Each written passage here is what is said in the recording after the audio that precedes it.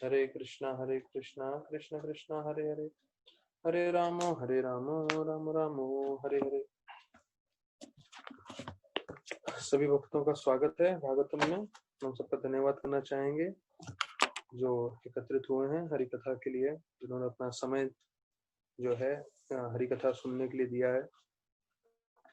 तो भक्ति रसामृत सिंधु में एक श्लोक आता है जिसमें बताया जाता है कि कैसे जो नवलता भक्ति है, नवलता भक्ति जो प्रहलाद महाराज बताते हैं, श्रवणम कीर्तनम विष्णु स्मरणम पाद सेवनम अर्चनम वंदनम दास्यम साख्यम आत्मनिवेदनम। तो जो नवलता भक्ति है, जो सर्वोत्तम माना जाता है, जो प्रहलाद महाराज बताते हैं अपने पिताजी को, हिरण्यकशिपु को, कि सबसे उत्तम मुझे ये लगता है कि भक्ति के ये 9 अंग। तो भक्ति रसामृत सिंधु में एक श्लोक आता है जो बताता है ये नवलता भक्ति किन किन भक्तों ने इन 9 भक्ति के जो अंग हैं उससे सार्थकता प्राप्त की थी। तो श्लोक है, श्री विष्णु श्रवणे परीक्षित। देखिए, मैं 9 जो अंग है भक्तियों के, भक्ति के, उसके एक एक जो है श्लोक के क्रमांक से मैं बताता रहूंगा। श्री विष्णु श्रवणे परीक्षित, अर्थात श्रवण करके परीक्षित महाराज ने जो है सार्थकता प्राप्त की थी, ये पहला अंग हो गया। फिर अब अबवाद वैयासकी कीर्तने। तो वैयासकी कीर्तने का मतलब है कि व्यासदेव जी ने कीर्तन करके जो है सार्थकता प्राप्त की थी। तो नवलता भक्ति का मैंने आपको पहले बता दिया है, श्रवण कीर्तन स्मरण पाद सेवनम अर्चनम वंदनम दास्यम साख्यम आत्मनिवेदनम। अभी यहाँ पे शुरू हो रहा है, श्रवण में परीक्षित महाराज ने सार्थकता प्राप्त की सिर्फ सुन के। तो हमारे मन में कभी ये शंका नहीं आनी चाहिए कि मैं सिर्फ श्रवण कर रहा हूं, मैं कीर्तन नहीं कर रहा हूं। नहीं, अगर आप प्रामाणिकता से जीवन पर्यंत सिर्फ भगवान की हरि कथा श्रवण भी करेंगे तो उससे भी आप भगवत धाम जा सकते हैं। तो महाराज परीक्षित ने ये नहीं सोचा अरे सिर्फ 7 दिन बचा है, मैं सिर्फ श्रवण कर रहा हूं, मैं प्रचार नहीं करूंगा, ऐसे कैसे। तो 7 दिन उन्होंने सिर्फ श्रवण किया और श्रवण मात्रा से उनका जीवन सार्थक हुआ। हाँ, सुखदेव गोस्वामी व्यास देव के जो पुत्र हैं, उनका सेवा था कीर्तन करना, प्रचार करना, तो उन्होंने वो किया, तो उससे वो जो है उनका जीवन सार्थक हुआ। फिर बोलते हैं प्रहलाद स्मरणे। प्रहलाद स्मरणे अर्थात प्रहलाद महाराज ने स्मरण करके अपना जीवन सार्थक किया था। और फिर बताते हैं लक्ष्मी तद आंग्री भजनेश लक्ष्मी, अर्थात पाद सेवनम में भगवान विष्णु के चरणों की हमेशा सेवा करते रहते थे। भगवान विष्णु को प्रसन्न करते हुए, उनके चरणों की सेवा करते हुए लक्ष्मी ने सार्थकता प्राप्त की। तो ये है चौथा। पहला श्रवण करते हुए परीक्षित महाराज, कीर्तन करते हुए सुखदेव गोस्वामी, स्मरण करते हुए प्रहलाद महाराज, भगवान के चरणों की सेवा करते हुए लक्ष्मी देवी। पृथु महाराज ने जो है पृथु पूजन करके जो है वर्शिपिंग डीटी, प्रभुपाद लिखते हैं, विग्रह की पूजा करने में सबसे सर्वोत्तम थे पृथु महाराज। तो ये है 5वां। फिर छठा आता है अक्रूर अभिवंदने, अर्थात अक्रूर जी जो है प्रार्थना करने में, प्रेयर्स करने में सर्वोत्तम थे। तो ये छठा अंग आता है कि कैसे अक्रूर जी ने अपना जीवन सार्थक किया प्रार्थना करके। फिर 7वां आता है हनुमान जी का नाम। बताए कपि अभिवंदने कपि पातिर। कपि पातिर मतलब ये हनुमान जी का वर्णन कर रहे हैं, और हनुमान जी ने किस तरह से भगवान जी के चरणों की सेवा की दास्य भाव में, और उन्होंने सार्थकता प्राप्त की। और फिर बताया जाता है अथ साख्य अर्जुने, अर्थात जो अर्जुन थे वो भगवान के मित्र बने और उन्होंने सार्थकता प्राप्त की। और सारे जो है सबसे उत्तम बताया जाता है बलि महाराज का। क्यों? क्योंकि बलि महाराज ने सब कुछ अर्पण कर दिया था। बलिर अद्भुत कृष्ण अर्पितिर एशाम पार, अर्थात बलि महाराज ने सब कुछ अर्पण कर दिया था। तो इसलिए 9वें में बलि महाराज का नाम आता है कि सब कुछ शरणागत करते हुए। तो महाराज परीक्षित श्रवण करते हुए, महाराज सुखदेव गोस्वामी कीर्तन करते हुए, प्रहलाद महाराज स्मरण करते हुए, लक्ष्मी देवी चरणों की सेवा करते हुए, पृथु महाराज जो है विग्रह की सेवा करते हुए, और अक्रूर जी जो प्रार्थना करते हैं, हनुमान जी जो दासत्व में सेवा करते हैं, अर्जुन जो उनके मित्र बनते हैं, और अंतिम में बलि महाराज जिन्होंने सब कुछ जो है भगवान के शरणागत हो गए, सब कुछ उन्होंने भगवान की सेवा में लगा दिया। तो देखिए, ये नवलता भक्ति के 9 प्रमुख आचार्य हैं जिन्होंने जीवन सार्थक की है, और सारे के सारे शुद्ध भक्त महान भक्तों में से एक हैं।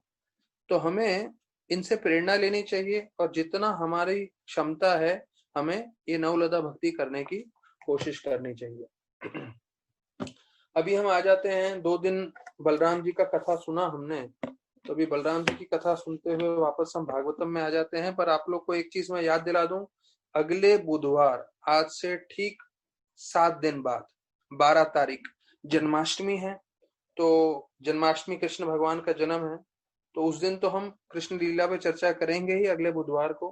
पर जैसे हम लोग ने कृष्ण लीला भी थोड़ा प्रारंभ कर दिया है, तो उसी प्रकार से हम कुछ समय रोज जो है कृष्ण के बारे में भी स्मरण करेंगे। भागवतम भी कृष्ण ही है, और विशेष रूप से दसम स्कंद कृष्ण लीला में भी थोड़ा स्मरण करते रहेंगे कुछ कुछ देर, जिससे हम अपने चेतना पूरी तरह से विकसित कर सकें जन्माष्टमी की तैयारी के लिए, जो आने वाले 12 तारीख, आने वाले अगले बुधवार, एक हफ्ते बाद। तो अगले हफ्ते जब हम चर्चा कर रहे होंगे, इस समय सब लोग का फास्टिंग चल रहा होगा, जो सुबह से रात के 12 बजे तक होने वाला है फास्टिंग निर्जला। तो उसके साथ साथ हमें जो है जन्माष्टमी मनाना है, तो उस दिन हम ज्यादा श्रवण कीर्तन करने की कोशिश करेंगे। तो हो सकता है सुबह को जब भी हम ज्यादा करें, तो अभी से सब लोग तैयारी कर सकते हैं। एक हफ्ता पहले से आपको नोटिस दिया गया है, जन्माष्टमी है तो जितना ज्यादा माला करना है, जैसे एकादशी के समय हम लोग 64 माला करते ही हैं, तो जन्माष्टमी के दिन भी ज्यादा माला करना चाहिए। तो देखेंगे किस तरह से कर सकते हैं। वो भागवतम मंदिर में भी होगा, बाकी सब जगह भी होगा, तो वो सब भी कैसे करना है समय का। पर ये चीज समझ लेना है कि जन्माष्टमी आ रही है, तैयारी करना है, तो अभी पूरा हफ्ता हम कृष्ण लीला भी थोड़ा श्रवण करेंगे। तो अभी यहाँ पे हमने कर्दम मुनि के प्रार्थनाएं सुने, और जो है यहाँ पे 11 से 22 श्लोक 21 अध्याय में, और उससे पहले कर्दम मुनि जो हैं वो उनको भगवान का दर्शन मिलता है, और पूरी तरह से हमने वो सुना कि कैसे 9वें 10वें और 11वें श्लोक में भगवान का जो है पूरा वर्णन किया गया है। और फिर उनके प्रार्थनाओं में जो है हमने पूरे 13 से 22 श्लोक तक पहुंच गए थे। उसमें बताते हैं कैसे भौतिकवादी लोग भगवान की जब पूजा करते हैं तो वो भौतिक इच्छाएं रखते हैं, और फिर वो बोलते हैं कि ये गलत है, पर फिर मैं भी भौतिक इच्छा रखता हूँ, मेरे को भी जो है एक भार्या चाहिए, बीवी चाहिए। और उसके लिए बोलते हैं कि मैंने आपको प्रार्थना की है, और वास्तविक रूप में आपकी सेवा करते हुए मैं, ब्रह्मा की सेवा करते हुए मैं आप ही की सेवा कर रहा हूँ, क्योंकि ब्रह्मा जी की जो इच्छा है वो आपकी इच्छा है, और मैं उनका पुत्र हूँ। तो आप मुझे आशीर्वाद दीजिए कि मुझे एक अच्छी जो है बीवी मिल सके। फिर हम देखते हैं कि कैसे 17वें श्लोक में वो बताते हैं कि कैसे जो भक्त होते हैं वो हरि कथा श्रवण करते हैं, और हरि कथा को जो है पीयूष और सिधु बताया गया है। तो ये जो है एक छतरी के समान है। तो यहाँ के श्लोक में बताया गया था कि कैसे जो बहुत कड़क धूप होती है, उस धूप में बचने के लिए छतरी लगता है। वैसे ही भौतिक जगत में जितने भी ताप हैं, उनसे अगर हमें बचना है, हमारे कर्मों के ताप या आदि दैविक आदि भौतिक आध्यात्मिक ताप, तो उसके लिए हमें भगवान का हरि कथा का आश्रय लेना चाहिए। तो ऐसा नहीं है कि, ये मैंने पहले भी बताया था, ऐसा नहीं है कि हमारे जीवन में मुश्किलें खत्म हो जाएंगी, पर वास्तविक रूप में ऐसा होगा, कृष्ण भगवान हमें इतनी सद्बुद्धि देंगे, इतनी शक्ति प्रदान करेंगे, जिससे हम इन सब मुश्किलों से जूझ सकें, और ऐसे मुश्किलों से जूझते हुए हमारा भक्ति ना बिगड़े। वो सबसे बड़ा जो है आशीर्वाद है भगवान का। तो बताया जाता है कि ये अमृत के समान है हरि कथा, और ये शराब जैसा नशा करता है हरि कथा। तो एक बार किसी को हरि कथा का लत लग जाए, फिर वो हमेशा हरि कथा करता रहेगा। तो कभी कभी कई लोग जो हैं सोचने लगते हैं कि ये व्यक्ति हमेशा क्यों हरि कथा श्रवण करता रहता है या हरि कथा बोलता रहता है। जैसे कोई शराबी होता है, तो कई कई शराबी लोग जो है सुबह सुबह भी पीना चालू करते हैं।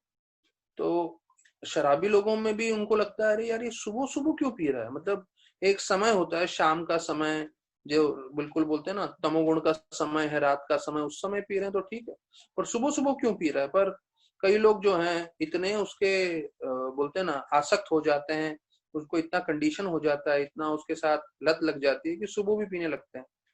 तो उसी प्रकार से हरि कथा, जो एक बार भक्त उसको आसक्ति हो जाती है, फिर वो हर पल सुनने लगता है। सुबह उठते ही लगा देता है हरि कथा, फिर बाद में दिन भर के जो कार्य है उसमें भी हरि कथा सुनता रहता है, फिर शाम का जब समय आता है तब भी हरि कथा सुनता है, और कभी प्रसाद ले रहे हैं तब हरि कथा सुनता है। तो इतना हरि कथा सुनने से वो हमेशा भगवान के संपर्क में रहता है, भगवान से अलग नहीं होता, और किसी भी परिस्थिति में जो है वो भगवान का स्मरण करते हुए रहता है। तो ये हमने 17वें श्लोक में देखा, और उसमें परस्परम शब्द का मतलब आया है, शब्द आया है वर्णन मतलब सब भक्त मिलके जो है उनके गुणों का जो है वंदना करते हैं, उसके बारे में चर्चा करते हैं। परस्परम मतलब आपस में मिलकर। और हमने गीता के 10वें अध्याय और श्रीमद् भागवतम के 11वें अध्याय में भी दोनों जगह यहाँ परस्पर शब्द का वर्णन आया है, उसका भी चर्चा किया। और फिर ऐसे करते हुए हमने देखा है 19वें श्लोक में कैसे भगवान जो है उनकी तुलना एक मकड़ी के साथ की गई है। कैसे मकड़ी अगर जाल अपना बना सकता है, तो वैसे ही भगवान अपनी योग माया शक्ति से पूरा सृष्टि का निर्माण कर सकते हैं, उसको बना सकते हैं, उसको संभाल सकते हैं और उसका विनाश भी कर सकते हैं। और ऐसे श्लोकों का स्तुति होते हुए जो है कर्दम मुनि आखिरी 22वें श्लोक में आ रहे हैं। तो उसमें 22वें श्लोक में बताते हैं कि भगवान मुस्कुरा के उनकी तरफ देखते हैं और वो अभी बोलने लगते हैं, और जब वो बोलते हैं तो उनके शब्द जो हैं अमृत के समान है। तो देखिए हमने ये 17वें श्लोक में देखा कि इसको जो है अमृत जैसा बताया गया हरि कथा को। अब वही चीज कर्दम मुनि ने इतनी प्रार्थनाएं की हैं, अभी भगवान उन प्रार्थनाओं के बदले में उनको प्रार्थनाओं का जवाब दे रहे हैं। तो ये जो जब जवाब देते हैं तो उनके शब्द अमृत के समान है। तो प्रभुपाद लिखते हैं 22वें श्लोक के तात्पर्य में, ये जो शब्द है वचस अमृतेना बहुत जरूरी है, क्योंकि जब भी भगवान बोलते हैं तो वो आध्यात्मिक जगत से बोलते हैं, वो भौतिक जगत से नहीं बोलते। अर्थात भगवान संपूर्ण रूप से आध्यात्मिक खुद हैं, और वो हमेशा आध्यात्मिक जगत में निवास करते हैं, और भौतिक जगत में भी आते हैं, लीला करते हैं, पर वो वास्तविक रूप में आध्यात्मिक जगत में ही निवास करने वाले हैं। तो यहाँ प्रभुपाद बोल रहे हैं कि वो आध्यात्मिक जगत से बोलते हैं। तो यहाँ पे हरे कृष्ण महामंत्र का वर्णन करते हुए आता है कि हरे कृष्ण महामंत्र हमें जो है everlasting increases the enthusiasm of chanter. अर्थात जो हरे कृष्ण हम जप करते हैं, ये जप की इतनी शक्ति है कि आपको इतना उत्साह देगा, वो हमेशा के लिए पूरे जीवन के लिए आपको उत्साह देगा। तो ये एक हरे कृष्ण महामंत्र जप करने का फायदा है कि आप हमेशा उत्साहित रहेंगे जीवन पर्यंत। तो प्रभुपाद यहाँ लिख रहे हैं 22वें श्लोक में, this gives everlasting increases the enthusiasm.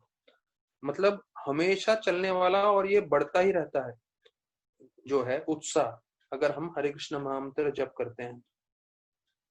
और फिर बोलते हैं अगर हम भौतिक जगत के कोई भी शब्दों को दोहराते हैं तो हम कुछ समय बाद थक जाते हैं, लेकिन उसके बदले में अगर हम हरे कृष्ण महामंत्र जप करेंगे, यहाँ तक कि 24 घंटा भी जप करेंगे, तो हम थकेंगे नहीं, और हमें उत्साह आएगा, और हमें ये उत्साह आएगा कि हमें और जप करना चाहिए। तो देखिए अगर हम भौतिक चीजों के बारे में चर्चा करते हैं, भौतिक चीजों के बारे में पढ़ते हैं, तो हम कितने बोर हो जाते हैं, लेकिन यही चीज हरे कृष्ण महामंत्र के लिए करते हैं तो प्रभुपाद बोलते 24 घंटा करने के बाद भी हमें और उत्साह आएगा कि हमें और जप करना चाहिए। तो बोलते हैं एक भक्त जो है भगवान का वंदना करता है, भगवान का गुणगान करता है हरि कथा के द्वारा, तो पहला फल होता है कि वो पूरी तरह से संतुष्ट हो जाता है। ये 22वें श्लोक के तात्पर्य के अंत में 4-5 लाइन लास्ट में लिखते हैं when a devotee praises the glories of the Lord is very satisfied. तो एक है भगवान पूरी तरह से संतुष्ट हो जाते हैं, भक्त तो संतुष्ट होते ही हैं, लेकिन भगवान संतुष्ट होते हैं। क्यों? क्योंकि वो उनका गुणगान कर रहे हैं, और उसके कारण भगवान उनपे जो है आध्यात्मिक रूप से सब आशीर्वाद देते हैं। और प्रभुपाद लिख रहे हैं upon the devotee without reservation. Without reservation मतलब पूरी बिना सीमा के जो है भगवान उनको बहुत सारा आशीर्वाद देते हैं, ऐसे भक्त को जो भक्त भगवान की हरिकथा बोलने में लगा हुआ है, भगवान की कथा तो स्तुति कर रहा है। तो देखिए भगवान संतुष्ट भी होंगे हमसे, और वो हमें संपूर्ण रूप से आशीर्वाद भी देंगे, और आशीर्वाद देते समय जो है संकोच नहीं करेंगे, उसकी सीमा नहीं होगी, भरपूर अवस्था में भरपूर रूप से आशीर्वाद देंगे, प्रभुपाद बता रहे हैं। तो अभी जो है उनकी इच्छा थी कि मुझे एक भार्या मिले, बीवी मिले, तो उसका वर्णन करते हुए भगवान बोल रहे हैं 23वें श्लोक में कि मुझे मालूम था आपके हृदय में क्या है, तो इसलिए मैंने आपके लिए I have already arrange for that for which you have worshipped me. तो मैंने पहले ही प्रबंध कर दिया है जिसके लिए आपने मेरी प्रार्थना की है, मेरी भक्ति की है। तो भगवान हमेशा हमारे हृदय में रहते हैं, तो हम बोले नहीं बोले, लेकिन हमारे मन में जो भी इच्छा है वो भगवान को पूरी तरह से ज्ञात होता है, और भगवान हमारी इच्छा पूरी करने के लिए हमेशा तत्पर रहते हैं। तो प्रभुपाद लिखते हैं 23वें श्लोक के तात्पर्य में कि भगवान परमात्मा के रूप में हमारे हृदय में निवास करते हैं, इसलिए उनको भूतकाल, भविष्य काल, वर्तमान काल सबका ज्ञान है। यहाँ तक कि हमारी जो इच्छाएं हैं उसका भी उनको ज्ञान है, और हम जो भी कार्य करते हैं उनको वो सब कुछ मालूम रहता है। और कोई भी अगर सिंसियर भक्त है, प्रभुपाद लिखते हैं, तो उसको कुछ भी चाहिए होगा तो भगवान जो है वो अवश्य उसको देंगे। But he never allows anything which is detrimental to the individual devotional space. अर्थात हमारे मन में कुछ भी इच्छा होगी भगवान अवश्य पूरी करेंगे, लेकिन ऐसी इच्छा पूरी नहीं करेंगे जो हमारी भक्ति के लिए हानिकारक हो सकता है। तो भगवान देखिए एक मुख्य चीज चाहते हैं कि हम अच्छे से भक्ति करते रहें और जीवन के अंत में भगवत धाम आ जाए। तो उसके हेतु अगर हमारी कोई इच्छाएं हैं तो भगवान पूरी करेंगे, लेकिन अगर ऐसी कुछ चीजें हैं जो हमारे भक्ति में बाधा आ सकती है, अड़चन आ सकती है, तो उसको पूरी नहीं करेंगे। तो यहाँ पे फिर 24वें श्लोक में वर्णन आता है, तो बोलते हैं कि कोई भी भक्त अगर मेरी सेवा करता है, मेरी पूजा करता है, तो उनकी इच्छा मैं हमेशा जो है पूरी करता हूँ। वो कभी मैं उनको दुखी नहीं करता हूँ उनकी इच्छा की पूर्ति नहीं करके। तो सब कुछ छोड़ के आप मेरी भक्ति कर रहे हो तो कभी भी आपको फ्रस्ट्रेशन नहीं आएगा, आप दुखी नहीं होंगे, आपका सब इच्छा पूरी होगी, ऐसे करके 24वें श्लोक में बोला है। तो प्रभुपाद लिखते हैं तात्पर्य में कि जो भी भगवान के पास जाता है विशेष रूप से भौतिक इच्छा मन में रख के, तो उसे सकाम बोलते हैं, और अकाम मतलब जो बिना कोई इच्छा के जाता है, सिर्फ सेवा करना चाहता है। तो प्रभुपाद बताते हैं गीता में 4 तरह के लोग होते हैं जो भगवान के पास जाते हैं भक्ति करने के लिए। भक्ति करने के लिए नहीं, अपनी इच्छा पूर्ति करने के लिए। जो दुखी होते हैं, जो जिनको पैसा चाहिए, जो जिज्ञासु होते हैं, और जो थोड़े ज्ञानी होते हैं। तो ये 4 तरह के लोग, आर्थो जिज्ञासी अर्थार्थी ज्ञानी च भरतर सभा। तो ये प्रभुपाद बताते हैं ऐसे 4 लोग भगवान के पास जाते हैं। तो बोलते हैं लेकिन इन चारों को कभी फ्रस्ट्रेशन नहीं आएगा, कभी दुखी नहीं होंगे। क्यों? क्योंकि वो भगवान के पास गए हैं, तो उन चारों की जो भी इच्छा है वो भगवान अवश्य पूरी करेंगे। तो देखिए अगर हम भगवान के संपर्क में हैं तो हमारे मन में जो भी इच्छा है भगवान पूरी करेंगे। सिर्फ एक ही इच्छा पूरी नहीं करेंगे जो हमारे भक्ति के लिए हानिकारक। तो ये समझ लीजिए जितने भी भक्तगण श्रवण कर रहे हैं, जब हम भगवान के संपर्क में हैं तो भगवान अगर हम नहीं भी मांगेंगे तो हमारे सब जो है इच्छाएं पूरी करेंगे, वो हमारे पूरी तरह से ध्यान रखेंगे। क्यों? क्योंकि वो चाहते हैं कि हम जीवन पर्यंत भक्ति करते रहें। हमें सिर्फ एकमात्र उद्देश्य करना है कि हम भक्ति करें, भगवान का नाम जप करें, भगवान का स्मरण करें, भगवान की सेवा करें, और बाकी सब चीजें भगवान ध्यान रखते हैं। जैसे प्रभुपाद बोले अपने भक्तों को, आप अच्छे से हरे कृष्ण महामंत्र जप करो और भागवतम का पाठ करो और प्रचार करो, बाकी सब भूल जाओ, बाकी सब कृष्ण भगवान प्रबंध कर देंगे। ये प्रभुपाद के जो है शब्दों में है, प्रभुपाद के जो है राइटिंग्स में भी है। प्रभुपाद बताए भक्तों को दो चीज पे आप ध्यान रखिए। क्या? एक तो है नाम जप करने में, और दूसरा है भागवत को पाठ करके अपने जीवन में अपना के उसके हिसाब से जीवन व्यतीत करके प्रचार करने में। अगर ये दो कार्य कर रहे हैं तो कृष्ण भगवान बाकी सब कुछ भेजेंगे आपके पास, आपको कोई चिंता करने की जरूरत नहीं। तो जो भी भक्त हमारे साथ जुड़ रहे हैं हरि कथा सुनने में, और जो भी भक्त हमारे साथ जुड़ रहे हैं सुबह को नाम जप करने में, तो आप देखिए जैसे जैसे दिन बढ़ते जाएगा, अगर आप एकाग्रह से जो है नाम जप कर रहे हैं, एकाग्रह होके आप श्रवण कर रहे हैं, तो भगवान कृष्ण कैसे सब कुछ प्रबंध करते हैं वो आपको सिर्फ देखना है। हमें क्या करना है? भक्ति करनी है, और बाकी जो सब कुछ हो रहा है वो सिर्फ आपको देखना है, भगवान की लीला। 25वें श्लोक में बताते हैं, स्वयंभू मनु के बारे में वर्णन करते हैं भगवान। वो बहुत ही प्रामाणिक राजा हैं, पुण्यवान राजा हैं। वो पूरे ब्रह्मवर्त मतलब पूरे पृथ्वी के राजा हैं। और वो राजा का बारे में वर्णन कर रहे हैं कि वो कैसे परसों आएंगे। वो अपनी बीवी सतरूपा के साथ आएंगे। उनकी एक पुत्री है जिसका नाम है देवहूति, और वो बहुत ही योग्य लड़की है और बहुत सुंदर है, और उसमें सारे अच्छे गुण हैं। और उनके माता पिता आएंगे, और जैसे आपको भार्या चाहिए थी वैसे वो आपको वो जो उनकी पुत्री है देवहूति आपको दे के जाएंगे। तो भगवान स्वयं बोल रहे हैं कि स्वयंभू मनु आएंगे अपनी बीवी के साथ, सतरूपा के साथ, और अपनी पुत्री देवहूति के साथ, और देवहूति को आपके पास देके जाएंगे आपकी बीवी के रूप में, और आप उन्हें स्वीकार कर सकते हैं। वो बहुत ही योग्य वर लड़की है। तो अभी जो ब्रह्मवर्त का वर्णन आ रहा है, तो प्रभुपाद लिखते हैं वो कुरुक्षेत्र को भी बताया जाता है कि कुरुक्षेत्र का एक भाग है, या ऐसा भी बोलते हैं कि कुरुक्षेत्र ब्रह्मवर्त जगह के बीच में आता है। तो ये जो है सबसे शक्तिशाली या शुभ जगह माना जाता है। इसलिए हम देखते हैं जब पहला श्लोक आता है, धर्म क्षेत्र कुरुक्षेत्र, गीता में संवेता युस्व मामका पांडवा से किम कुरुत संजय। तो धर्म क्षेत्र कुरुक्षेत्र, तो ये जो कुरुक्षेत्र है ब्रह्म वर्त नामक जगह के अंदर आता है, और ये जो है सबसे पुण्य जगह है। यहाँ पे स्वयंभू मनु जो हाँ पूरी सृष्टि को, पूरा पृथ्वी को अपने नियंत्रण में करते थे, तो उनका राज यहाँ से होता था, कुरुक्षेत्र से। तो पुण्य जगह है, इसलिए धृतराष्ट्र को लगता है इस पुण्य जगह का पांडवों पे असर होगा पर मेरे पुत्रों पे असर नहीं होगा, क्योंकि धृतराष्ट्र भी जानते थे मेरे पुत्र जो है वो अधर्म के भागी हैं और उन्होंने अधर्म के कार्य किए।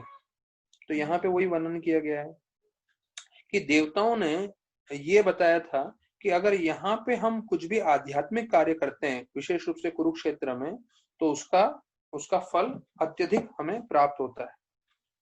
तो प्रभुपाद लिखते हैं कि वृंदावन, द्वारका, मथुरा, ये सब जो है कुरुक्षेत्र के बारे में बताते हुए आगे बताते हैं प्रभुपाद कि ये जो जगह है वृंदावन, द्वारका, मथुरा, हमें ये नहीं सोचना चाहिए कि ये सिर्फ पृथ्वी पे है।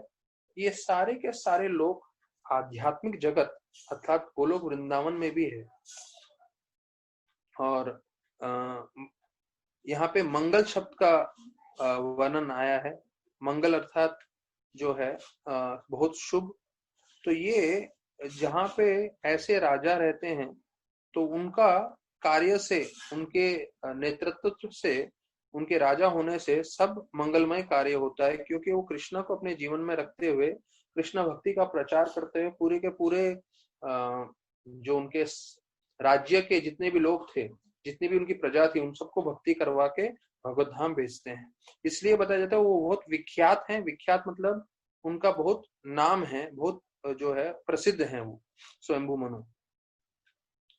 फिर 27वें श्लोक में बताते हैं कि देखिए यहाँ पे वर्णन आ रहा है कि एक अच्छे पति का जो है कैसे चुनते हैं अच्छे पति को। तो वो लड़की नहीं चुनती है, वो उसके माता पिता चुनते हैं। प्रभुपाद जी 27वें श्लोक में बता रहे हैं, ये शुरुआत ही करते हैं कि अच्छा पति जब ढूंढना है तो वो जो है माता पिता ढूंढते हैं। तो प्रभुपाद लिखते हैं लड़कियां सड़कों पे नहीं जाती अपने पति को ढूंढने के लिए। तो ये आज के तारीख में कॉमन हो गया है कि लड़कियां खुद अपने पति को ढूंढ रही हैं, अपने जो होने वाले हस्बैंड है उसकी तलाश कर रही हैं। तो अगर वो ऐसा करते हैं तो वो अच्छी तरह से ढूंढ नहीं पाते हैं, उनको मालूम नहीं रहता कि क्या अच्छे गुण मुझे लड़के में या पति में ढूंढना चाहिए। तो यहाँ प्रभुपाद अंतिम में बोलते हैं कि लड़कियों को कभी स्वतंत्रता थी नहीं कि वो अपने पति को जाके चुने या ढूंढे। वो माता पिता पे ही निर्भर रहते थे और माता पिता को मालूम था अच्छे गुण वाले लड़के के साथ विवाह करना चाहिए सब में उनकी पुत्री का। तो फिर 28वें श्लोक में भगवान बता रहे हैं कि आप जिस लड़की के बारे में सोच रहे थे आपके हृदय में, उसमें सारे अच्छे गुण हैं और वो आपके सालों साल जीवन पर्यंत सेवा करेगी और कुछ ही समय में वो आपके पास आएगी आपकी सेवा करने के लिए और आपको पूरा हृदय से संतुष्ट कर देगी। और फिर बोलते हैं कि आप उसके द्वारा आपको 9 पुत्रियां प्राप्त होगी और उसके बाद जो है आप पूरी सृष्टि को जो है जीव से भर सकते हैं। ऐसे करके 28वें और 29वें श्लोक में बोलते हैं। अभी प्रभुपाद बताते हैं कि भगवान की कृपा होगी तभी आपको अच्छी बीवी मिलेगी। हाँ, only by God's grace one can get a nice wife just as he desires. तो देखिए यहाँ तक कि अगर किसी को बीवी भी चाहिए तो उसके लिए भी भगवान की कृपा चाहिए। प्रभुपाद बोलते हैं भगवान की कृपा होगी तभी आपको एकदम सर्वोत्तम अच्छी बीवी मिलेगी। तो God's grace that a girls gets a husband suitable to her heart, और वो ही भगवान की कृपा होती है तो लड़की को भी अच्छा पति मिलता है। तो फिर प्रभुपाद आगे बताते हैं कि हम प्रार्थना करते हैं भगवान से हम हर कार्य में कि हम हर चीज अच्छे से कर सकें आपकी प्रसन्नता के लिए। तो जैसे भगवान की प्रार्थना से, भगवान की कृपा से हमारे जीवन में हमें अच्छा पति या लड़की के जीवन में जो है लड़की के जीवन में अच्छा पति या पुरुष के जीवन में अच्छी पत्नी मिलती है, तो वैसे हम प्रार्थना करते हैं भगवान से कि हम जब तक इस भौतिक जगत में हैं हम हर कार्य में भगवान को प्रसन्न करें और उनकी प्रसन्नता के हिसाब से हम जो है हर कार्य करें, संपन्न करें। Everything will done very nicely and just suitable to our heart's desire. Prabhupada लिखते हैं and depend completely on his decision, man proposes God disposes. तो हम हमारे जीवन में बहुत सारी इच्छाएं करते हैं। इच्छा करने से एक चीज है, पर इच्छा की पूर्ति कौन करने वाला है? वो है पूर्ण पुरुषोत्तम भगवान। इसलिए यहाँ लिखा है मैन प्रपोजेस गॉड डिस्पोजेस। आप इच्छा तो बहुत सारी कर लोगे लेकिन आपकी इच्छा की पूर्ति जो है वो कृष्ण भगवान ही करेंगे। तो सारे के सारे जो हमारे जीवन में निर्णय होते हैं हमें समझना चाहिए ये भगवान की कृपा से ही सब कार्य हो सकता है। तो भगवान जो भी हमारे लिए करते हैं, प्रभुपाद लिखते हैं it is the nicest solution, अर्थात सबसे उत्तम चीज भगवान ने हमारे जीवन में किया है। और सबसे उत्तम चीज जो किया है वो इस नजरिए से किया है, इस चीज को ध्यान रखते हुए किया है कि हम जिससे भक्ति कर सके।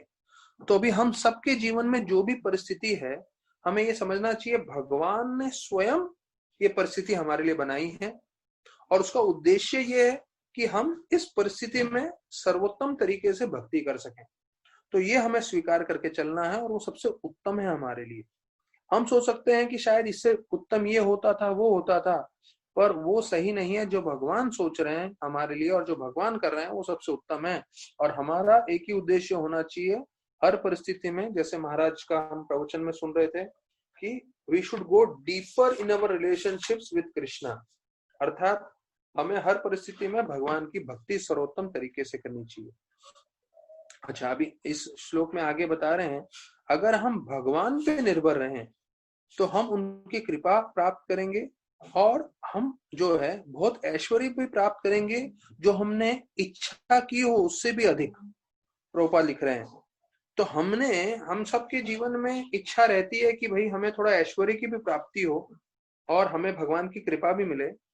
तो बोलते हैं हमें ऐश्वर्य भी मिलेगा, भगवान की कृपा भी मिलेगी, जो हमने सोचा है, जो हमने इच्छा की है, उससे अत्यधिक हमें ये सब प्राप्त होगा अगर हम भगवान पे पूरी तरह से निर्भर रहें और भगवान की पूरी तरह से भक्ति करते रहें। फिर आगे बताते हैं, कर्दम मुनि ब्राह्मण थे और स्वयंभू मनु वो क्षत्रिय थे। तो ये 5000 साल पहले की बात नहीं, 5000 साल पहले नहीं, ये सतयुग की बात चल रही है। तो सतयुग में भी इंटरकास्ट मैरिज होता था। तो प्रभुपाद बता रहे हैं कि जो है एक कास्ट वाले दूसरे कास्ट से मैरिज करते हैं, ये जो है प्रमाणिक है, वो उस समय से होता था। और जो ब्राह्मण लड़का है वो क्षत्रिय लड़की प्राप्त कर सकता है, पर ब्राह्मण लड़की क्षत्रिय प्राप्त नहीं कर सकते। और उसमें उदाहरण देते हैं कि कैसे शुक्राचार्य की जो पुत्री थी उसको महाराज याति से प्रेम हो जाता है, और फिर शुक्राचार्य क्योंकि वो ब्राह्मण है और याति क्षत्रिय थे, लेकिन फिर वो भी जो है इसकी सहमति दे देते हैं और उनका ब्राह्मण के आशीर्वाद से ये विवाह भी हो जाता है। तो इंटरकास्ट मैरिज जो है एक कास्ट वाले दूसरे कास्ट के साथ विवाह कर सकते हैं, ये प्रमाणिक है। तो ये प्रभुपाद लिखते हैं, many millions of years ago this was a regular system of social behaviour. Millions of years ago, मतलब लाखों साल पहले ये पूरी तरह से स्वीकार कर रहे थे ये चीज। फिर आगे बताते हैं कि आप पूरी तरह से आपका हृदय का शुद्धिकरण हो जाएगा और आप मेरे शिक्षण का पालन करेंगे, और आप जो भी कार्य करोगे उसका फल मुझे अर्पण करोगे, और अंत में आप मुझे प्राप्त होंगे। ये 30वें श्लोक में भगवान बता रहे हैं। तो प्रभुपाद तात्पर्य में लिखते हैं, all activities therefore whether for the, अभी ये जो है हम सबके लिए जरूरी है कि हम जो भी कार्य कर रहे हैं अपने लिए, परिवार के लिए, समाज के लिए, देश के लिए, या पूरे मानव समाज पृथ्वी के लिए, तो वो सारे कार्य कृष्ण को केंद्र में रख के करना चाहिए। कृष्ण भक्ति के द्वारा हमें कार्य करना चाहिए, जिससे हमारा जीवन भी सार्थक होगा और उनका भी जीवन सार्थक। देखिए, कृष्ण भक्ति इतनी शक्तिशाली चीज है, हम अपने जीवन में अपनाएंगे तो सार्थक करेंगे, परिवार के लिए करेंगे तो सार्थक करेंगे, परिवार से निकल के हम जो हमारे समूह है, जिसे एक इंग्लिश में बोलते हैं circle of influence and circle of concern, ये दो इंग्लिश के चीजें हैं, शब्द हैं। जो सर्कल ऑफ कंसर्न है, हो सकता है कि मेरा कंसर्न है, या इसको हिंदी में बोलते हैं मैं पूरी दुनिया का भला चाहता हूं, लेकिन मैं दुनिया का भला नहीं कर सकता। मैं कहाँ भला कर सकता हूँ? जहां मेरा सर्कल ऑफ इन्फ्लुएंस है। इन्फ्लुएंस मतलब मेरी पहचान कहाँ तक। हाँ, तो मेरी पहचान 30, 35, 50 लोगों के साथ में है जो मेरे संपर्क में है, उनके साथ मेरी पहचान है, तो उनका मैं कल्याण करने की कोशिश करूंगा। तो एक होता है आपका सर्कल ऑफ इन्फ्लुएंस। इन्फ्लुएंस मतलब आप कितने लोग को प्रभावित कर सकते हो, तो जितने लोग को आप प्रभावित कर सकते हो आप उसको करिए। और दूसरा होता है आपका कंसर्न, कि हाँ आप पूरे समाज के लिए सोच रहे हो, आप सबके लिए सोच रहे हो, पर आप शायद उनके लिए नहीं कर पाओगे। तो हमें समझना चाहिए कि मेरा इन्फ्लुएंस कितना है, मैं कितने लोग को प्रभाव कर सकता हूँ, उतने लोग का हमें प्रभाव करना चाहिए। तो यहाँ बताया गया है कृष्ण भक्ति हमें हमारे जीवन में, हमारे परिवार, हमारे समाज, हमारे देश, या पूरा मनुष्य जन समुदाय पूरे पृथ्वी पे सबका कल्याण हो सकता है। तो अगर हमारे जीवन में कल्याण हो रहा है तो हम उसको देख सकते हैं। जैसे चावल आप पकाने जाते हो, तो चावल का, ये माताएं ज्यादा समझ पाएंगी, या जो प्रभु लोग जिनको कुकिंग आता है, वो चावल पका है कि नहीं क्या करते हैं, एक दाना निकाल के देखते हैं। हाँ, एक दाना पक गया मतलब पूरा चावल पूरा पक गया करके हम समझ जाते हैं। तो देखिए, वैसे ही कृष्ण भक्ति हमारे जीवन में परिवर्तन कर रहा है। उसी को बढ़ा के हम परिवार के लिए लेके जाएं, परिवार के सारे सदस्य अच्छे से भक्ति करें, उनके जीवन में परिवर्तन करेगा। फिर वही चीज हमारे समाज में जाएंगे, जो जो समाज में एक एक व्यक्ति है, एक एक परिवार है, वो अच्छे से लेंगे, उनके जीवन में परिवर्तन करेगा। तो भक्ति प्रामाणिक है। अगर हम उस मार्ग को प्रामाणिकता से पालन करें तो परिवर्तन निश्चित आएगा और हमें भगवान की कृपा अवश्य मिलेगी।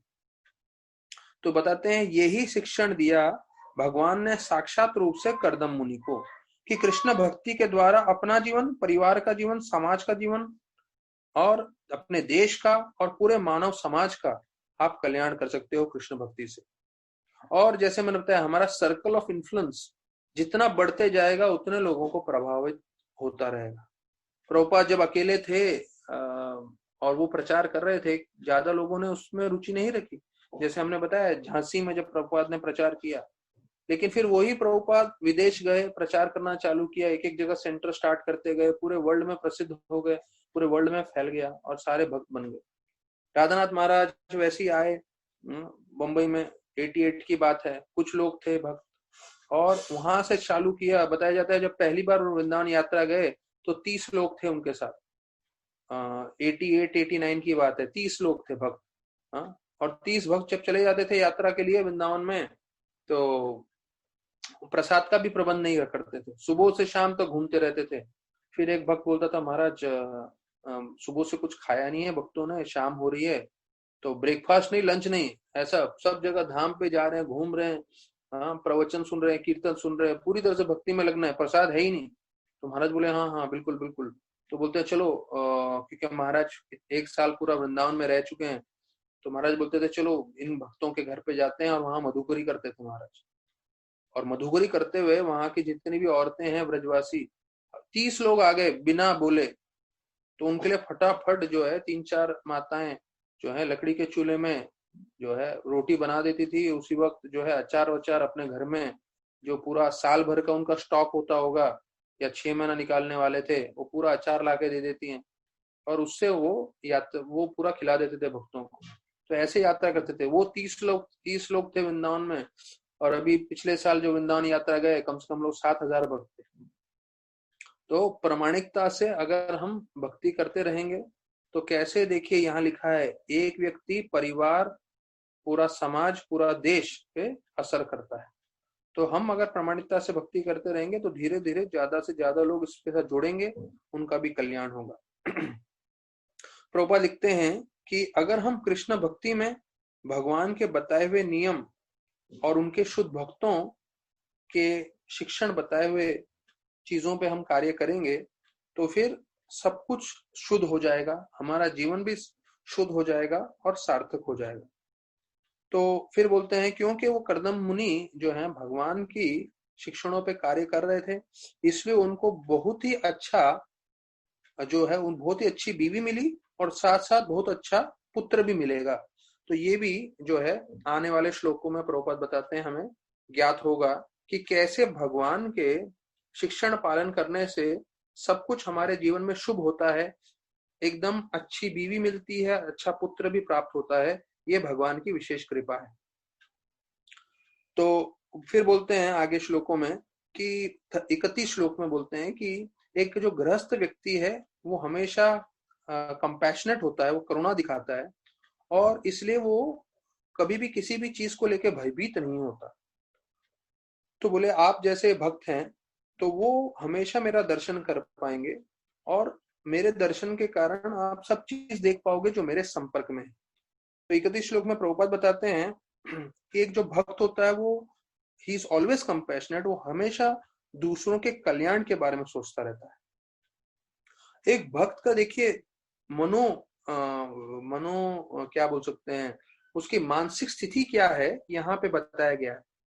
प्रभुपाद लिखते हैं जो भक्त होता है वो खुद भक्त बन गया करके संतुष्ट नहीं होता, वो ये जो भक्ति का ज्ञान है सभी लोगों में बांटना चाहता है। देखिए अगर किसी को भी बांटना है, कोई बोल नहीं सकता कि मैं नहीं प्रचार कर सकता। सबके पास मोबाइल है, कोई ना कोई हमारे दोस्त हैं, कोई ना कोई रिश्तेदार हैं, उनको हम बता ही सकते हैं। अब वो करें नहीं करें वो उनके ऊपर है, पर हम बता तो सकते हैं कि भाई हरि नाम जप करिए, हरि कथा सुनिए। और देखिए हम जितना भी कोशिश करेंगे हम प्रचार कर रहे हैं और हम भगवान को प्रिय हो जाते हैं। और यहाँ तक कि बोलते हैं कि बहुत भक्त जो है बहुत रिस्क लेते हैं और प्रचार करने में। और प्रभुपाद लिखते हैं दिस शुड बी डन, अर्थात ये करना चाहिए, मतलब हमें मुसीबत उठानी चाहिए भगवान का नाम का प्रचार करने के लिए। कहते हैं अगर जब तक कोई भक्त, अभी ये देखिए थोड़ा आप लोगों को, जितने लोग श्रवण कर रहे हैं थोड़ा झटका लगेगा आप लोगों को, पर जरा सुन लीजिए। कभी कभी भागवतम क्या है, थोड़ा थप्पड़ भी मारता है, तो क्या है शिष्य के रूप में भगवान से थप्पड़ खाना कोई बात नहीं, स्वीकार कर लेना चाहिए। प्रभुपाद लिख रहे हैं, ये 31 श्लोक चल रहा है। तो 31 श्लोक में प्रभुपाद, मैं चाहता हूँ ये तात्पर्य आप लोग मार्क कर लीजिए कि आप लोग को समझ में आया जो मैंने बताया है वो प्रभुपाद जी वास्तविक रूप में बोल रहे हैं। अगर कोई दूसरे लोगों के कल्याण के लिए नहीं सोच रहा है, वो सिर्फ अपना ही सोच रहा है कि सिर्फ मैं भक्ति कर रहा हूं और मेरा हो रहा है बस ठीक है, प्रभुपाद बता रहे हैं वो थर्ड क्लास डिवोटी है। देख लीजिए, ये स्पष्ट कर रहे हैं प्रभुपाद हमारी जो चेतना है, हमारे मन में क्या चल रहा है उसके बारे में। अगर आप और मैं ये सोचें बस मेरी भक्ति हो रही है, बस बहुत बढ़िया, और मुझे किसी के बारे में नहीं सोचना, मुझे किसी का कल्याण नहीं करना, मुझे प्रचार नहीं करना, तो वो थर्ड क्लास डिवोटी है। अभी मैं थोड़ा अपने तरफ से इसमें जरा जोड़ देता हूं, थोड़ा भले ही आप लोग को कड़वा लगे, भारी लगे, पर बहुत सारे दीक्षित भक्त हैं, बहुत सारे दीक्षित भक्त हैं जो मुश्किल से हरि नाम में जुड़ रहे हैं और मुश्किल से जो है उनकी खुद की भक्ति का जीवन चल रहा है। तो भले ही वो दीक्षा लिए हुए हैं, लेकिन इस श्लोक के हिसाब से ऐसे दीक्षित भक्त भी थर्ड क्लास हैं। क्यों? क्योंकि वो सिर्फ अपने ही कल्याण का सोच रहे हैं। और गारंटी के साथ बोल सकते हैं जो ऐसे भक्त हैं जो हरि नाम में नहीं जुड़ रहे हैं, जो हरि कथा में नहीं जुड़ रहे हैं, उनका भी जो है कल्याण नहीं होगा, वो भी अटकने के पूरे चांसेस हैं। क्योंकि प्रभुपाद ने बताया है, अगर आप सोचते हो मैं बिना संग के, बिना एसोसिएशन के भक्ति में एडवांस कर रहा हूं, तो इसका मतलब आप पागल हैं। अर्थात कोई पागल व्यक्ति ही सोच सकता है कि मैं बिना साधु संग के भक्ति में प्रगति कर सकता हूं। तो यहाँ पे हम साधु संग देने की पूरी कोशिश कर रहे हैं, उसके बाद भी कोई न ले तो भक्ति उनका बहुत मुश्किल है। यहां तक कि प्रभुपाद लिख रहे हैं ये भक्त थर्ड क्लास है, तीसरे कैटेगरी का है। लेकिन फर्स्ट क्लास भक्त कौन होता है? वो जो पूरी तरह से जो है दूसरों को प्रचार कार्य में लगा है। और प्रभुपाद लिखते हैं, let us live in Krishna consciousness and preach, अर्थात जितना हो सके हमें प्रचार करना चाहिए और लोगों को जोड़ने की कोशिश करनी चाहिए भक्ति में।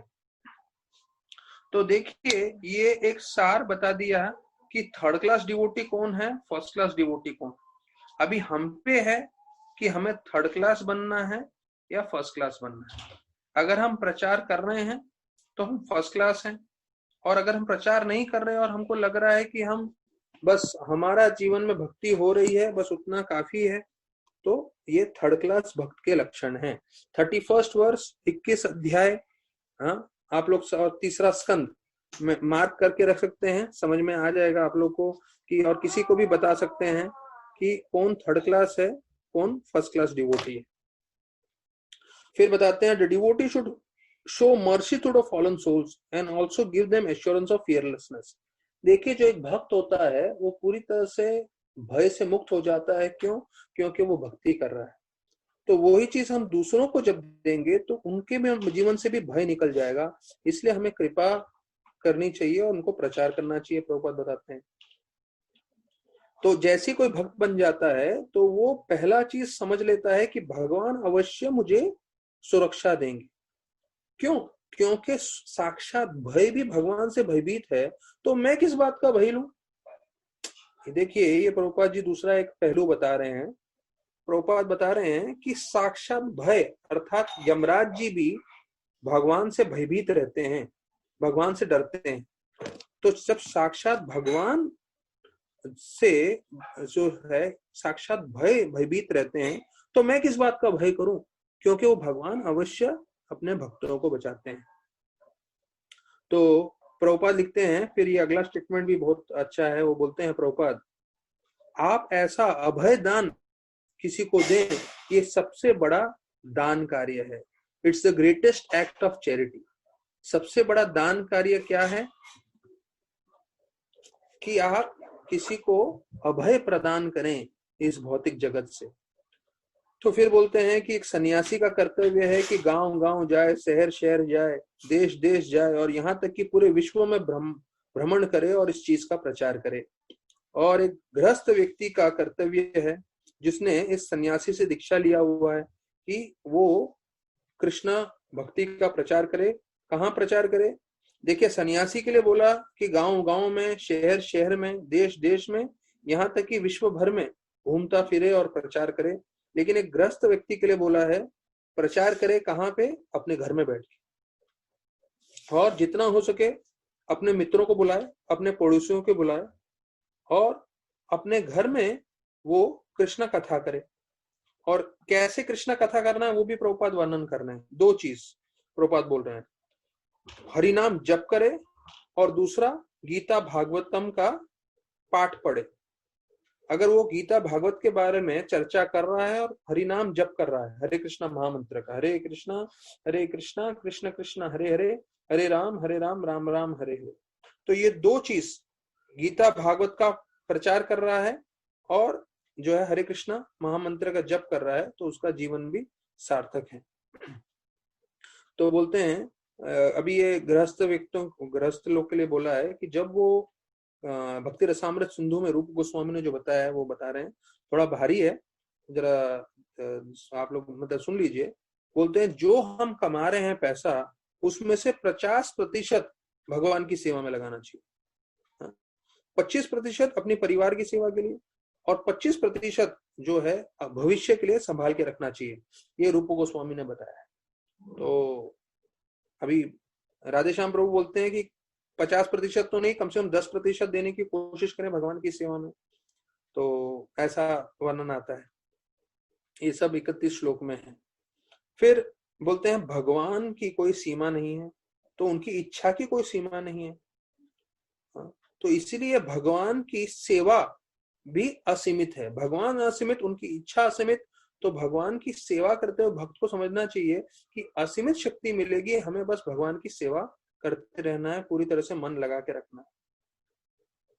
तो प्रभुपाद अंत में लिखते हैं इसके श्लोक के आखिरी पैराग्राफ में 4-5 line, the lord wants to fulfil his desires unlimitedly and devotee also serves him to fulfil his unlimited desires. भगवान की अनगिनत इच्छाएं हैं, और जो भक्त होता है वो भगवान की अनगिनत इच्छाओं को सेवा करने के लिए पूरी तरह से लग जाता है। देखिए, तो ये हम कृष्ण भक्ति में हैं, जहां पे कोई टाइमिंग नहीं है, पूरा समय आप सेवा कर सकते हैं। यूजुअली आप कहीं ऑफिस में जाते हैं तो कोई भी ऑफिस में सुबह से शाम तक का जॉब का टाइम होता है, या कहीं कहीं कलयुग बढ़ रहा है तो लेट नाइट तक काम करा देते हैं, या जैसे कोई कॉल सेंटर में है तो नाइट शिफ्ट में रहता है, ये रहता है। पर भक्ति ऐसा है, आप 24 घंटा सेवा कर सकते हैं। हाँ, सुबह सुबह ब्रह्म मुहूर्त में उठ के, प्रभुपाद ने टाइमिंग भी दिया हुआ है, सुबह 4 बजे से रात के 10 बजे तक पूरा दिन सेवा कर सकते हैं।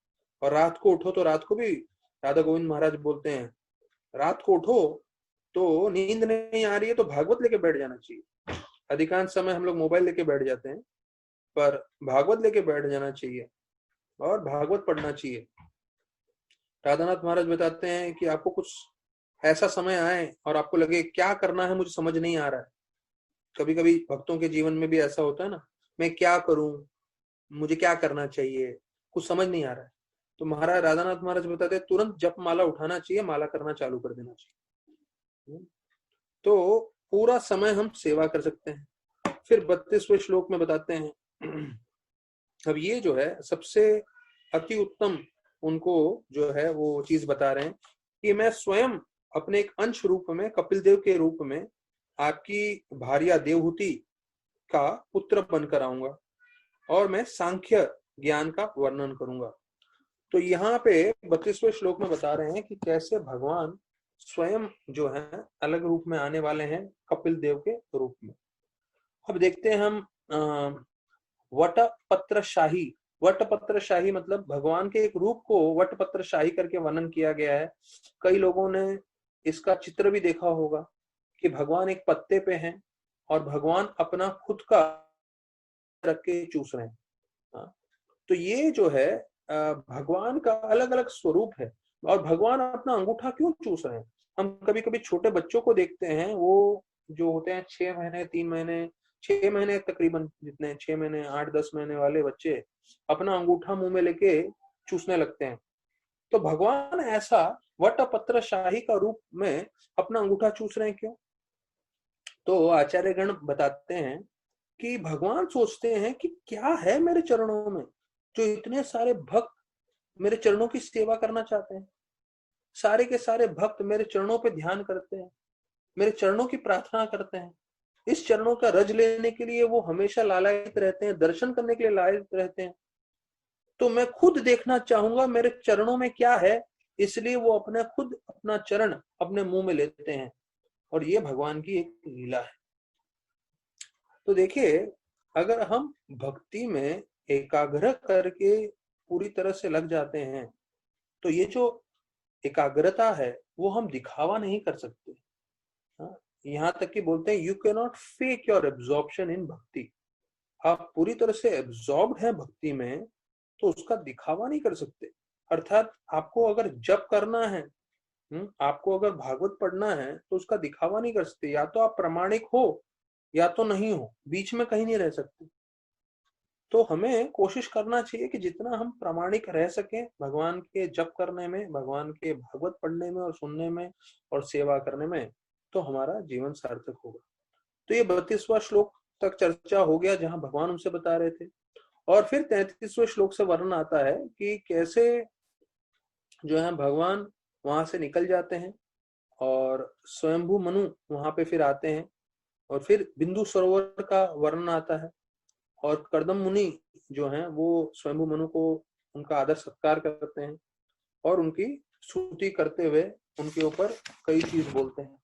और फिर अगले अध्याय में जो है आएगा 22वें अध्याय में कैसे कर्दम मुनि और देवहूति का विवाह होता है। तो ये 33 से 56 श्लोक अभी बाकी है, तो वो हम कल के शाम के संध्या में चर्चा करेंगे।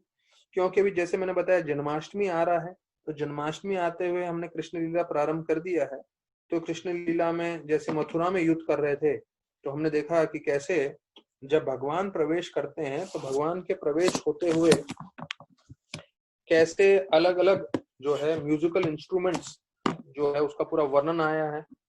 बैरीज, तुरियास, वीणा, मृदंग, फ्लूट्स, मुरली, मतलब जो है ये सब बजाने लगते हैं। तो ये पूरा प्रामाणिक है, अर्थात जब भगवान कृष्ण थे तब भी ये सब चीज बजाते थे भगवान की स्तुति के लिए। अब देखिए, इन सब चीजों का जो है इंग्लिश शब्द नहीं है, वो भी कल भी आने वाला है भागवत कथा में।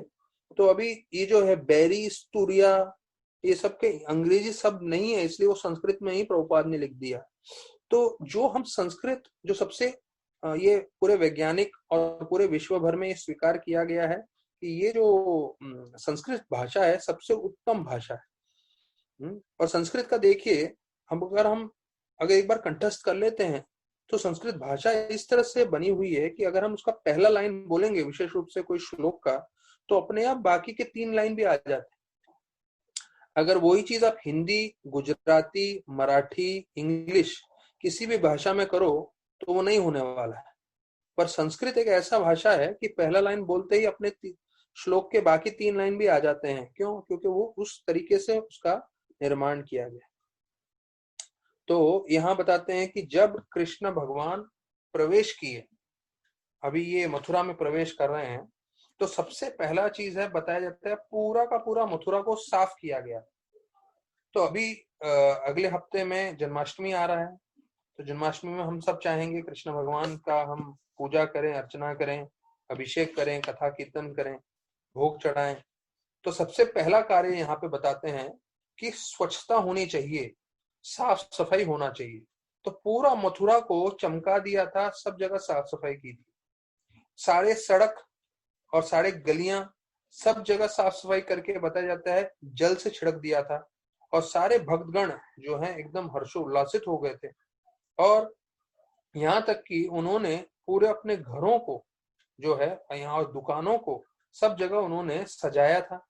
तो सजाने के अलग अलग तरीके हैं, यहाँ पे लिखा है फ्लैग एंड फेस्टून्स, अर्थात हम लोग फूलों की माला बना के भी कर सकते हैं या पत्तों से भी कर सकते हैं या कागज के जो फ्लैग्स होते हैं उससे भी जो है डेकोरेशन कर सकते हैं। अब वहां पे जो ब्राह्मण थे वो सारे के सारे वैदिक मंत्रों का उच्चारण कर रहे थे। तो अगर हम भगवान की प्रसन्नता के लिए कीर्तन कर सकते हैं, अगर हमें भगवान को प्रसन्न करना है तो अगर हम गीता का सिर्फ श्लोक भी उच्चारण करें तो उससे भी भगवान प्रसन्न होते हैं, ये भी बताएंगे। तो अभी दूसरी ओर जो जरासंध हैं, जो मगध के राजा थे, जिनको उन्होंने परास्त करके भेज दिया था, तो उन्होंने जो है बड़ी संख्या में आक्रमण किया। और ऐसे कितनी बार आक्रमण किया, एक बार नहीं, दो बार नहीं, 17 बार। और 17 बार वो जो है अपने साथ एक बड़ी सेना लेकर आते थे, और कृष्ण और बलराम दोनों मिलके जो है उनकी पूरी सेना का विनाश कर देते थे और उसको अकेले को छोड़ देते थे, फिर वो पूरी सेना लेकर आते। तो ऐसा करते हुए कृष्ण बलराम ने पृथ्वी पे जितने भी दानव प्रवृत्ति के लोग थे, दानवी लोग थे, सबका संहार किया। अब यहाँ पे बताते हैं एक और राजा थे जिसका काली यवन करके वर्णन आता है। अब ये मैंने पढ़ा है कितनी बार, पर मेरे पूरे दिमाग से निकल गया था, पर मैंने एक प्रवचन में भी सुना और यहाँ पे भी वर्णन है इस अध्याय में, 50वें अध्याय जो हम लोग चर्चा कर रहे हैं। कौन है ये कालियवन? हमने सुना है कालियवन ने आक्रमण किया। और काली यवन मतलब जो शूद्र से भी निम्न होते हैं। प्रभुपाद लिखते हैं यवन व्यक्ति वो है जो 4 नियमों का पालन नहीं करता, तो उन्हें यवन और मलेच्छा बोलते हैं। और काल यवन मतलब जो इनका सबका राजा था, और ये बताया जाता है बहुत ही शक्तिशाली था। और इसके बारे में मैंने जो दूसरे प्रवचन में सुना है वो मैं आपको बता देता हूं।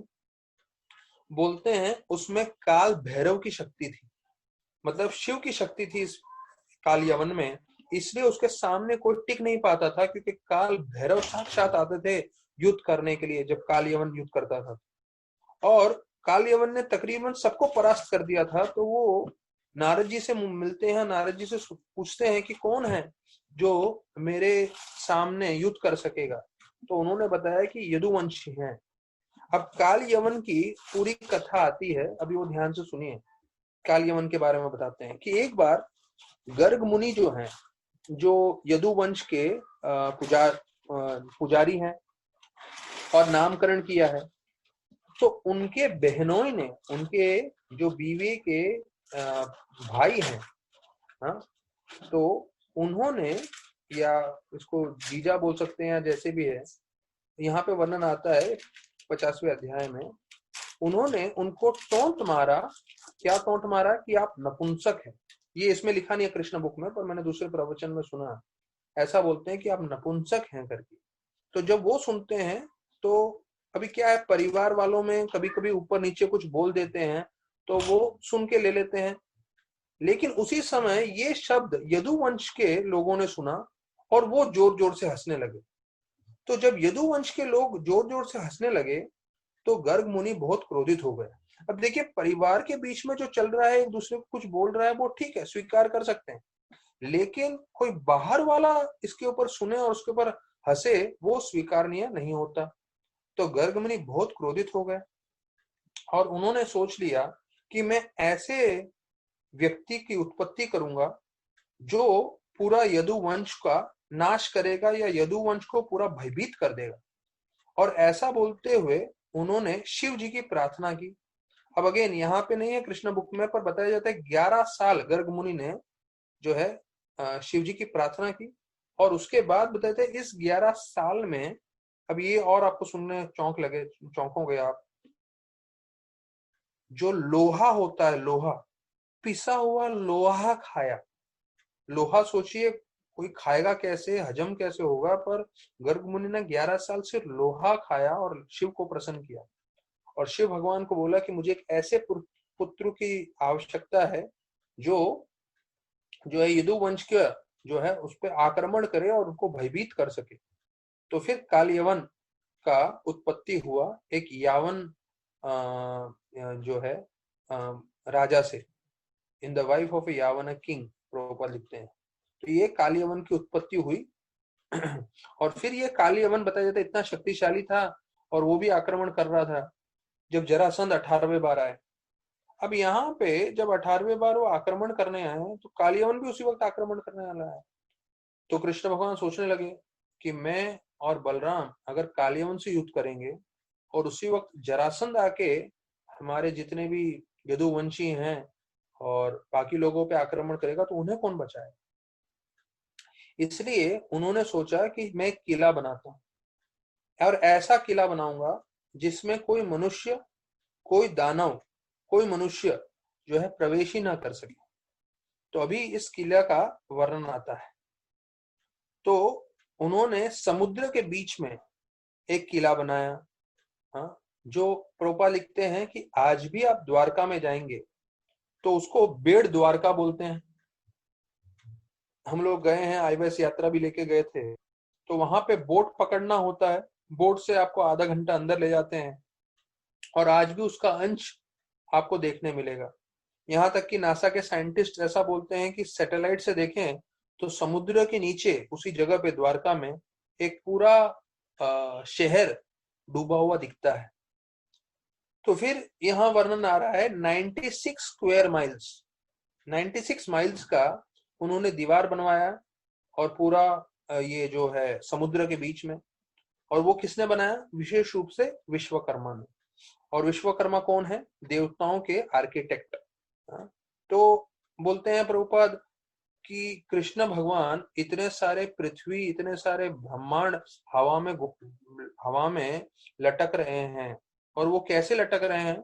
ये भगवान की शक्ति से। तो जब भगवान की शक्ति से इतना बड़ा बड़ा ब्रह्मांड हवा में लटक सकता है या हवा में घूम सकता है, तो समुद्र के बीच में 96 स्क्वायर माइल्स में एक शहर बनाने में क्या मुश्किल था भगवान के लिए।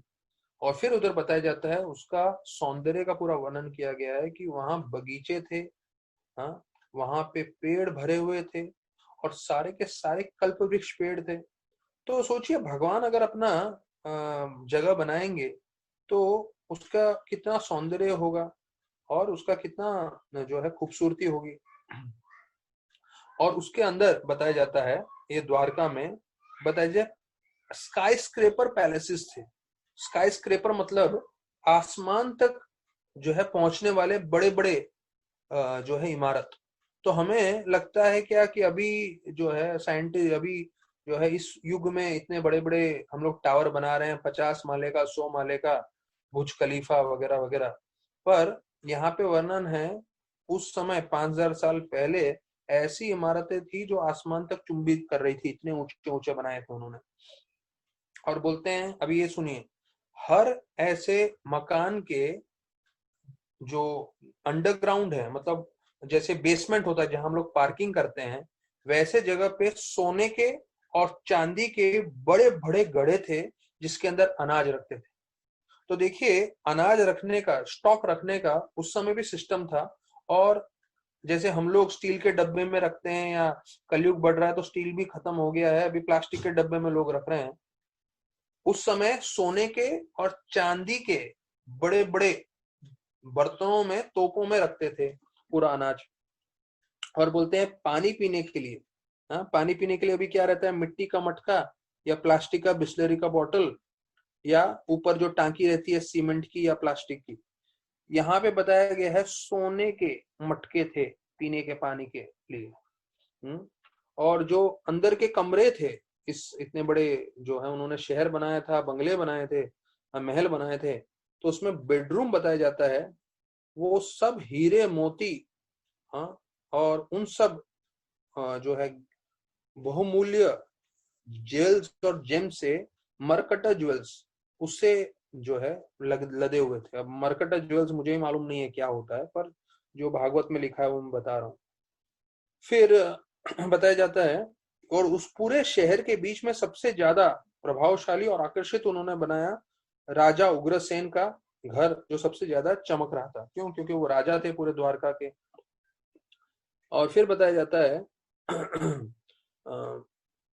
इंद्र, जब उन्होंने देखा कि कृष्ण भगवान स्वयं अपना पूरा एक शहर बना रहे हैं, तो मुझे भी सेवा करना चाहिए। तो उन्होंने अपने तरफ से दो चीज भेजा है। क्या दो चीजें भेजी? एक उन्होंने भेजा पारिजात पेड़। तो जो पारिजात पेड़ है वो भूलोक में नहीं मिलता, वो इंद्रलोक में ही मिलता है। तो उन्होंने पारिजात पेड़ भेजा।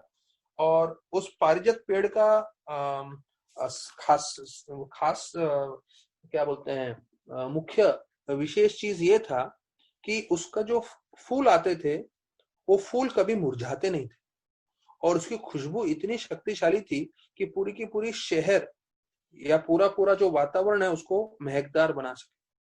तो सोचिए, ये सिर्फ इंद्रलोक का वर्णन हो रहा है। इंद्रलोक का पारिजात पेड़ के एक जो पुष्प में इतनी शक्ति थी कि पूरे वातावरण को खुशबूदार कर सकता है, और वो कभी मुरझाता नहीं था, अर्थात उसका खुशबू हमेशा बना रहेगा। ऐसे कई सैकड़ों जो है पुष्प पारिजात पेड़ पे लगते थे। ये सिर्फ इंद्रलोक का वर्णन है, और हम लोग जहां जाने की कोशिश कर रहे हैं वो है गोलोक वृंदावन।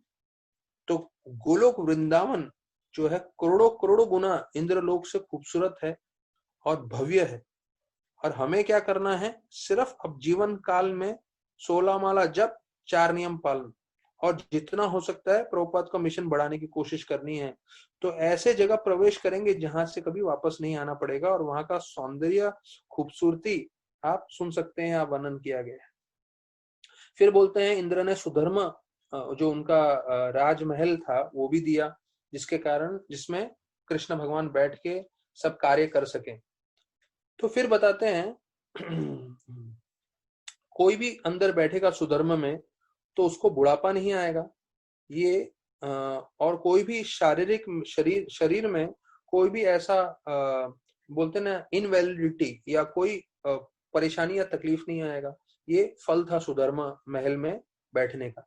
फिर वरुण जी आते हैं, वो एक घोड़ा देते हैं, जो घोड़ा पूरा सफेद रंग का था, लेकिन उसके सिर्फ उसके कान काले थे, और वो उस घोड़े की विशेषता थी कि वो मन की गति पे भाग सकता था। मन की गति पे, मतलब अभी हम यहाँ बैठे हैं, एक पल में हम मन से दिल्ली पहुंच सकते हैं, तो उस गति पे ये जो घोड़ा था वो तेज भागता था, और वरुण जी ने वो दिया। और फिर कुबेर जी आते हैं, और उन्होंने 8 सिद्धि दिया इस पूरे शहर के लिए, और 8 सिद्धियों से जो जो ऐश्वर्य है वो प्रदान किए। ऐसा वर्णन किया जाता है कि पूरे 33 करोड़ देवी देवता आ गए, और 33 करोड़ देवी देवताओं ने जो सबको अपना भेंट दिया। देखिए, हमें लगता है कि हमें कृष्णा बुक हमने पढ़ी हुई है, हमें लगता है कृष्णा बुक हमने सुना हुआ है।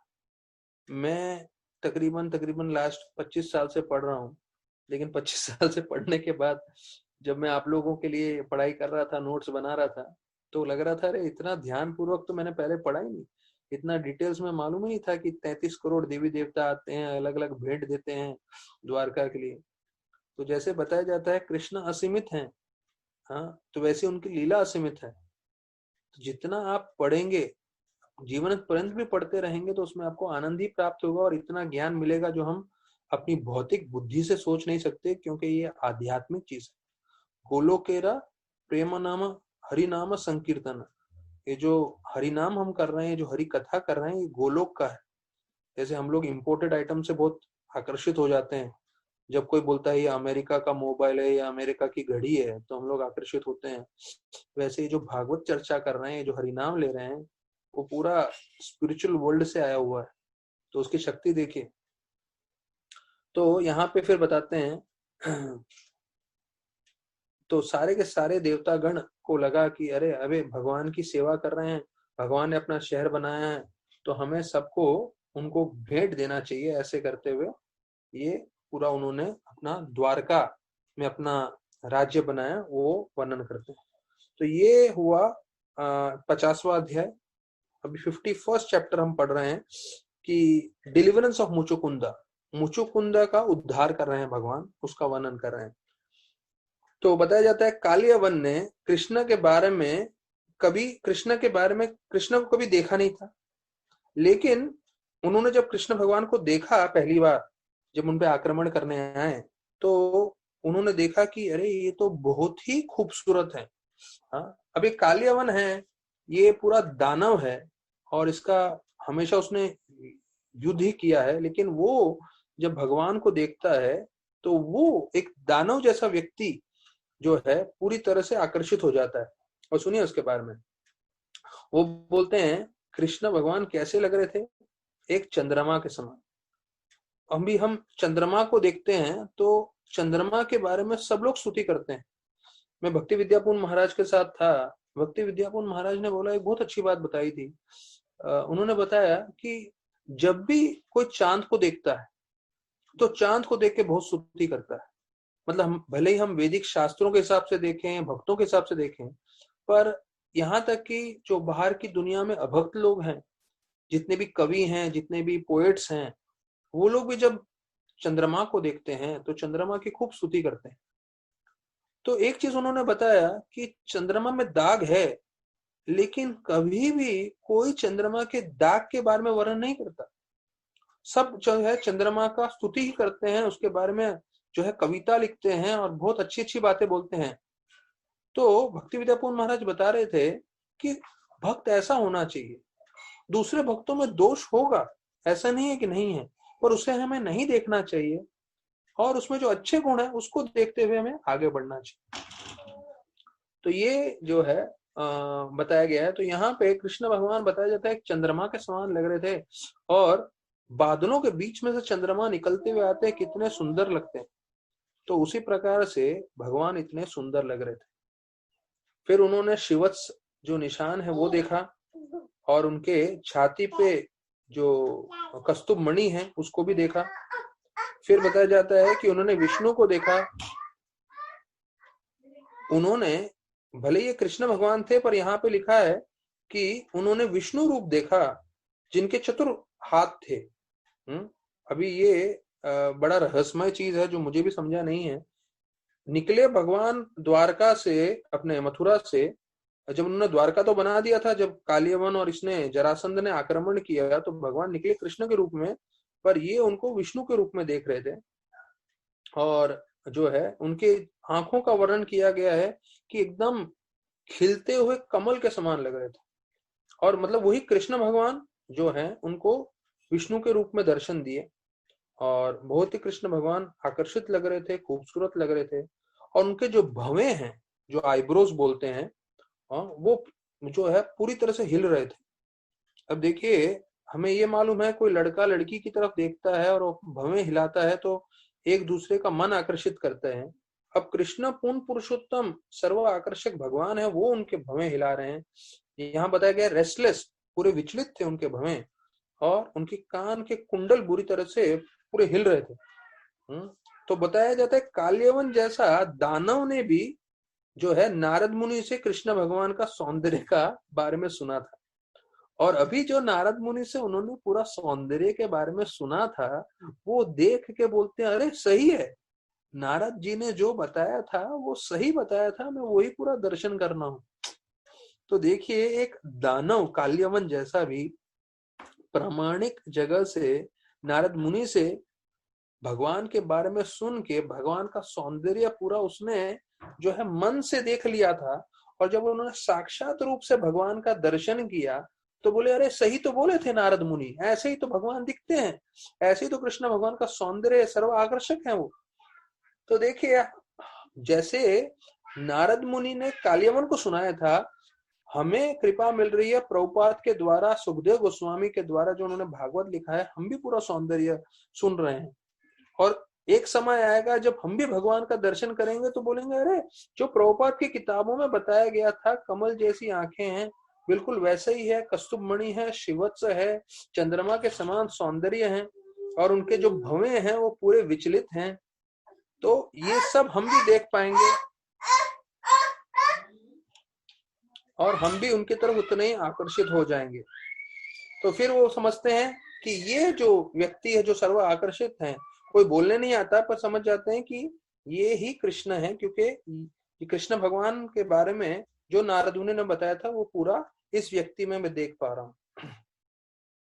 तो फिर बताया जाता है कि कृष्ण भगवान जो है बिल्कुल चलते हुए निकल गए। अभी वो युद्ध करने आए हैं। अब ये देखिए, कृष्ण भगवान का एक वैराग्य का प्रदर्शन हो रहा है।